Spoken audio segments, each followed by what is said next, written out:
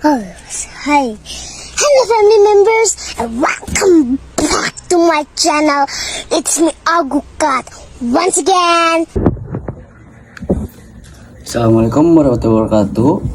Halo semuanya, perkenalkan nama saya Abil Al-Musbi dengan NIM 6120 123 2142 dari program studi manajemen kelas R8 semester 3. Pada kesempatan kali ini saya akan menyampaikan materi yang telah saya pelajari terkait teori ekonomi. Dengan hormat kepada dosen pengampu mata kuliah Bapak Muhammad Teguh Setiadi, SE, MM, CTMP, CMC, CPGAM, CPLM, CIB. Untuk mempersingkat waktu, langsung saja masuk ke pembahasan pertama, yaitu konsep dasar teori ekonomi mikro.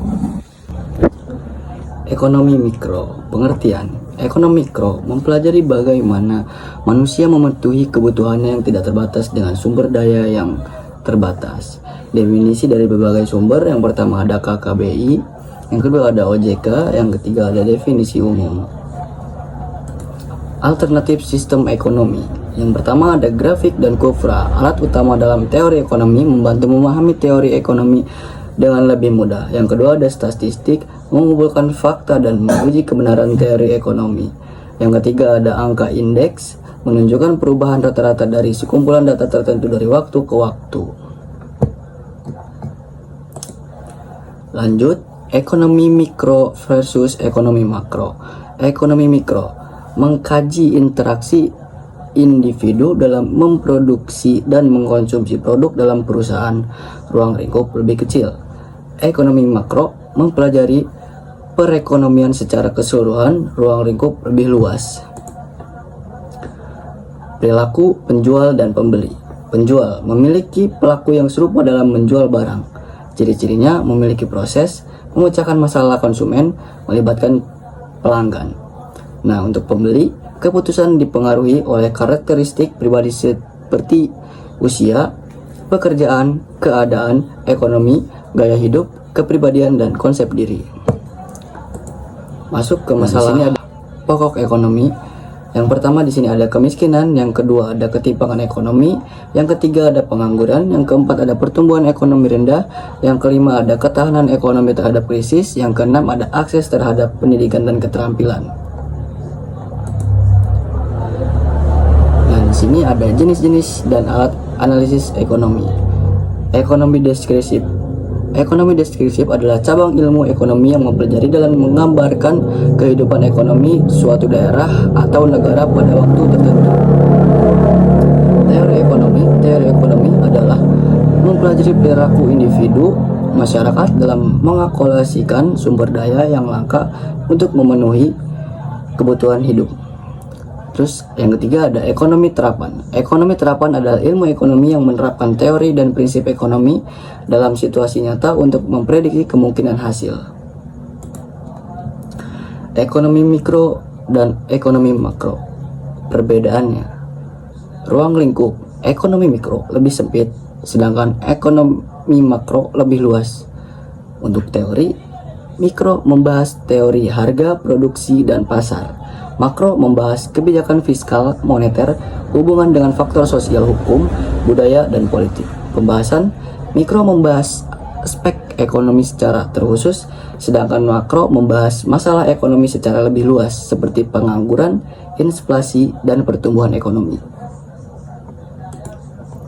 Alternatif sistem ekonomi. Ekonomi alternatif, proses produksi, pertukaran, dan konsumsi yang berbeda dari sistem kapitalis. Pendekatan realistis, upaya sadar dan disengaja biasanya dilakukan dalam skala lokal. Nah, masuk ke kelompok 2 tentang elastisitas permintaan dan penawaran. Pengertian elastisitas.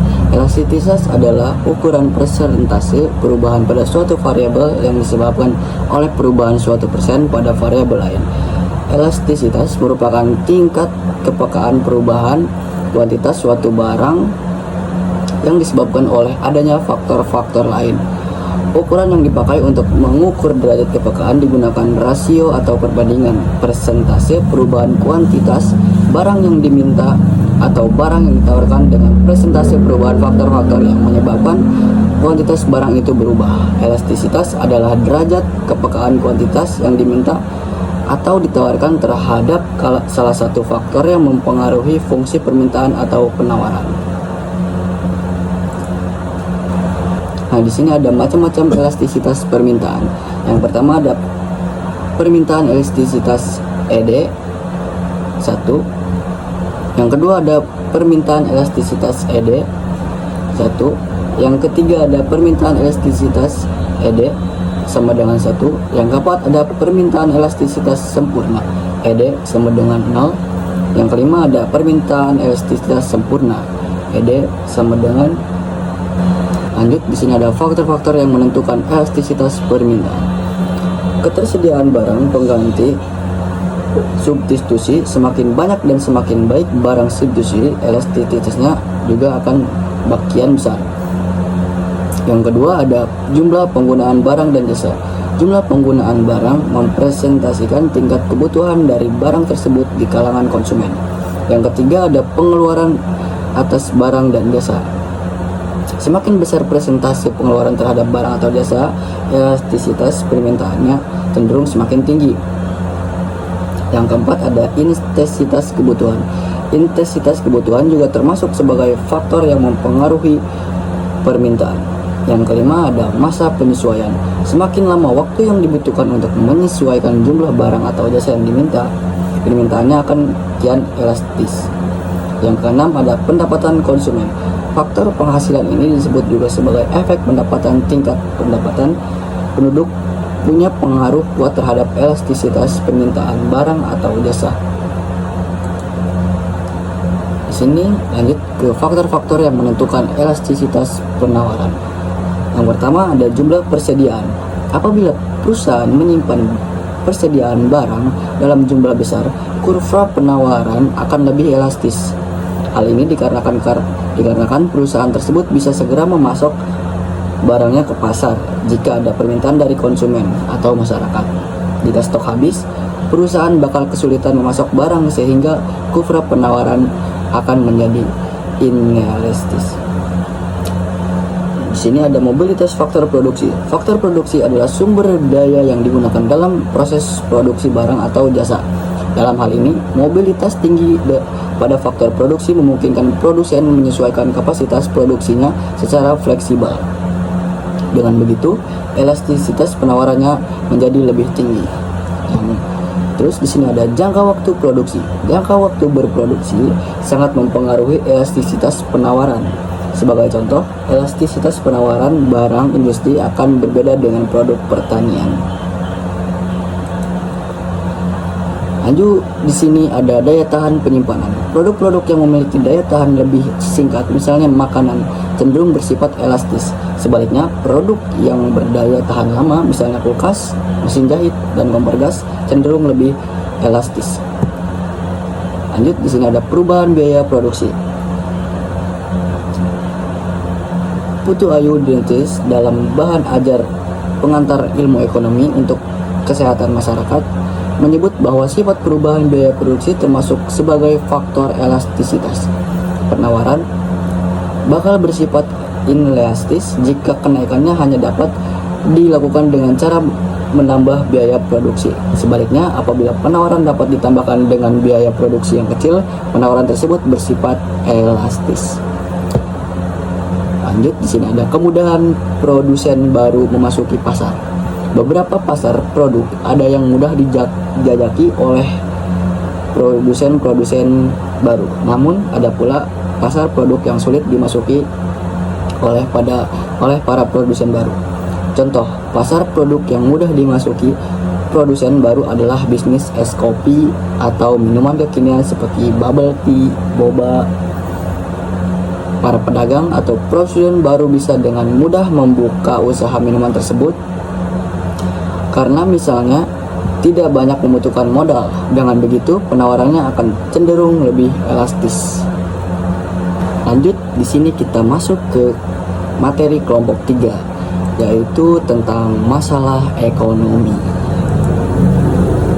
Ekonomi adalah masalah sehari-hari yang dihadapi semua orang atau masyarakat, baik sebagai individu, kelompok, pemerintah, atau pengusaha maupun pejabat publik. Masalah ekonomi pada prinsipnya adalah masalah pemenuhan kebutuhan dan keinginan atau konsumsi manusia dalam kehidupannya. Masalah ekonomi ini mendasari orang melakukan kegiatan usaha maupun bisnis untuk memenuhi kebutuhan dan menyelesaikan masalah ekonomi mereka. Karena kegiatan bisnis merupakan salah satu kegiatan yang dapat menghasilkan pendapatan tambahan. Walaupun kegiatan bisnis ini terdapat persaingan yang begitu kuat sekali dengan perkembangan bisnis yang begitu pesat pada saat ini. Di sini masuk ada kelangkaan sumber masalah. Secara sederhana, pengertian kelangkaan dapat diartikan sebagai terbatasnya sumber daya sehingga mengakibatkan kebutuhan manusia tidak tercukupi. Saat ini memerlukan sesuatu, kita tidak bisa mendapati apa yang kita perlukan. Hal ini juga disebut sebagai kelangkaan. Secara luas, kalangan ekonomi dapat diartikan sebagai salah satu masalah ekonomi yang paling dasar yang kita hadapi setiap hari. Banyak digunakan dalam bisnis untuk menunjukkan kesenjangan antara penawaran atau permintaan. Masalah pokok ekonomi. Masalah pokok ekonomi adalah masalah yang muncul ketika sumber daya yang digunakan terbatas untuk memenuhi permintaan. Masalah ini selalu muncul dalam kehidupan sehari-hari kita karena kebutuhan manusia yang tidak terbatas dan ketersediaan sumber daya yang terbatas. Terdapat dua kategori masalah pokok ekonomi, yaitu masalah pokok ekonomi klasik atau tradisional dan masalah ekonomi modern. Nah, di sini kita masuk ke masalah-masalah pokok ekonomi. Yang pertama ada kemiskinan. Kemiskinan adalah masalah yang melibatkan sumber besar penduduk yang hidup di bawah garis kemiskinan dan tidak mampu memenuhi kebutuhan dasar seperti pangan, perumahan, pendidikan, dan layanan kesehatan. Yang kedua di sini ada ketimpangan ekonomi. Masalah ini dapat ditimbulkan dalam konflik sosial, ketidakstabilan, dan ketidakadilan. Mendorong pertumbuhan inklusif dan pembangunan ekonomi yang merata mereka menjadi tujuan penting. Yang ketiga ada pengangguran terjadi ketika sebagian besar angkatan kerja tidak memiliki pekerjaan yang sesuai dengan keterampilan mereka. Tingkat kemiskinan yang tinggi dapat menghambat pertumbuhan ekonomi dan menyebabkan kestabilan sosial. Yang keempat, pertumbuhan ekonomi yang rendah. Pertumbuhan ekonomi yang rendah mengacu pada laju pertumbuhan produk domestik bruto atau PDB yang lambat. Pertumbuhan yang rendah dapat menyebabkan penurunan investasi, kekurangan kesempatan kerja, dan penurunan daya beli masyarakat. Yang kelima, ada ketahanan ekonomi terhadap krisis. Ketahanan ekonomi mengacu pada kemampuan suatu negara untuk bertahan dan memenuhi krisis ekonomi seperti krisis keuangan global atau perubahan situasi ekonomi yang tidak stabil. Yang keenam ada akses terhadap pendidikan dan keterampilan. Masalah akses terhadap pendidikan dan berkualitas dan keterampilan yang relevan dapat menjadi penghambatan dalam meningkatkan kualitas tenaga kerja daya saing ekonomi. Di sini ada perbedaan masalah ekonomi modern dan klasik dalam modul kelas X yang disusun oleh Yusmani dan diterbitkan oleh Kementerian Pendidikan Kebudayaan. Dijelaskan tentang perbedaan masalah ekonomi aliran klasik dan modern. Perbedaan ekonomi klasik ada tiga, yaitu yang pertama produksi, menyangkut masalah usaha atau kegiatan mencipta atau menambah penggunaan suatu benda. Yang kedua ada konsumsi, menyangkut kegiatan menghabiskan atau mengurangi penggunaan suatu benda. Yang ketiga ada distribusi, menyangkut kegiatan menyalurkan barang dari produsen kepada konsumen. Perbedaan ekonomi modern ada tiga, yaitu satu, what, apa, dan berapa. Pertanyaan dan berapa berkaitan dengan aspek memenuhi kebutuhan seperti komoditas apa yang harus diproduksi dan berapa banyak komoditas tersebut diproduksi. Yang kedua ada how, bagaimana. Hal ini berkaitan dengan bagaimana komoditas tersebut diproduksi. Dalam hal ini harus dipertimbangkan pelaku, faktor-faktor produksi, dan teknik-teknik yang digunakan. Yang ketiga ada for whom, untuk siapa. Pertanyaan selanjutnya yang sering menjadi pertimbangan adalah siapa suatu produk dihasilkan. Dalam hal ini, masalah pendistribusian menjadi aspek penting yang harus ditata sedemikian rupa agar produk yang dihasilkan benar-benar tersalurkan dengan tepat dan memenuhi kebutuhan target. Nah, di sini ada faktor-faktor yang mempengaruhi masalah ekonomi. Yang pertama ada sumber daya alam, yang kedua ada sumber daya manusia atau SDM, yang ketiga ada modal kerja, yang keempat ada proses distribusi, yang kelima ada tingkat konsumsi. Masalah ekonomi modern. Masalah pokok ekonomi modern adalah masalah yang muncul ketika terjadi keterbatasan sumber daya untuk memenuhi kebutuhan manusia yang kian beragam. Setiap negara akan menghadapi masalah ekonomi yang modern selama ketersediaan sumber daya tidak dapat mencukupi kebutuhan. Maka masyarakat harus membuat pilihan, sehingga penting bagi kita semua untuk mempelajari pengertian dan contoh masalah ekonomi modern. Terus di sini ada contoh-contoh masalah pokok ekonomi modern. Yang pertama ada ketimpangan pendapatan dan kekayaan. Yang kedua ada pengangguran. Yang ketiga ada perubahan iklim dan lingkungan. Yang keempat ada ketahanan energi. Yang kelima ada globalisasi dan ketidakpastian. Nah, lanjut di sini kita ke materi kelompok keempat tentang teori permintaan dan penawaran. Di sini kita masuk ke permintaan, definisi permintaan dan kufra permintaan. Yang pertama, permintaan. Permintaan sendiri didefinisikan sebagai keinginan dari konsumen untuk membeli sebuah barang yang berbeda di tingkat harga tertentu selama waktu periode tertentu. Teori ini juga dapat berarti suatu komoditas yang dihasilkan oleh produsen karena dibutuhkan oleh konsumen yang mau dan bersedia untuk membelinya.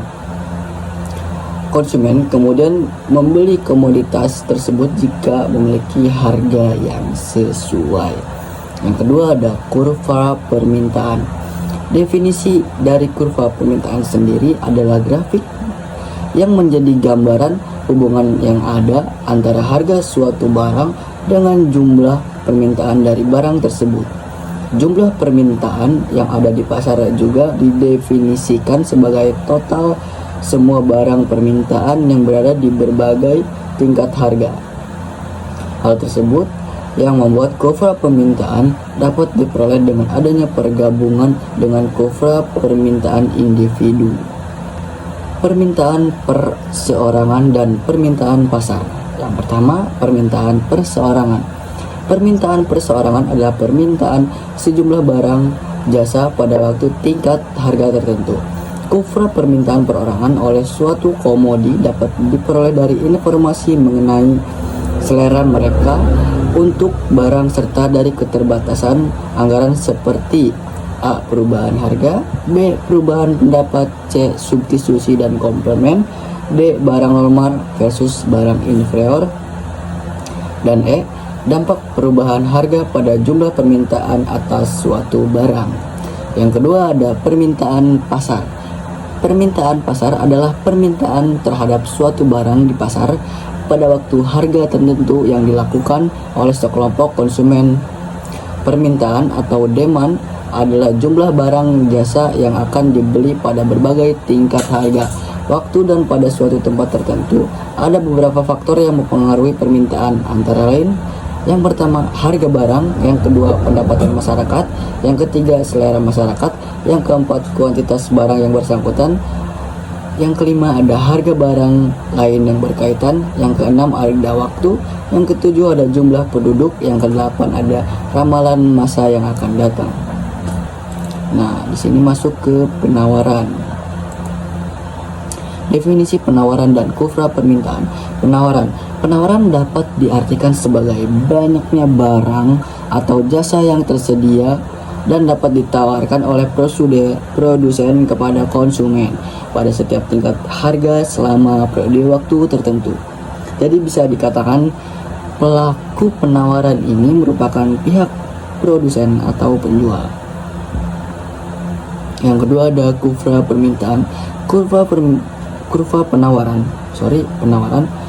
Supply curve adalah grafik hubungan antara barang dan jumlah penawaran. Kurva ini dibuat atas dasar data real mengenai hubungan tingkat harga barang dan jumlah penawaran barang tersebut yang dinyatakan dalam daftar penawaran atau supply schedule. Efek faktor bukan harga barang terhadap penawaran. Yang pertama ada harga barang lain. Yang kedua ada biaya untuk memperoleh faktor produksi. Yang ketiga ada tujuan-tujuan perusahaan. Yang keempat ada tingkat teknologi. Nah, lanjut di sini ke kelompok 5, yaitu teori produksi. Bentuk-bentuk perusahaan perorangan. Pengertian perusahaan perorangan. Perusahaan perorangan adalah bentuk usaha yang dimiliki, dikelola, dan dijalankan oleh suatu orang.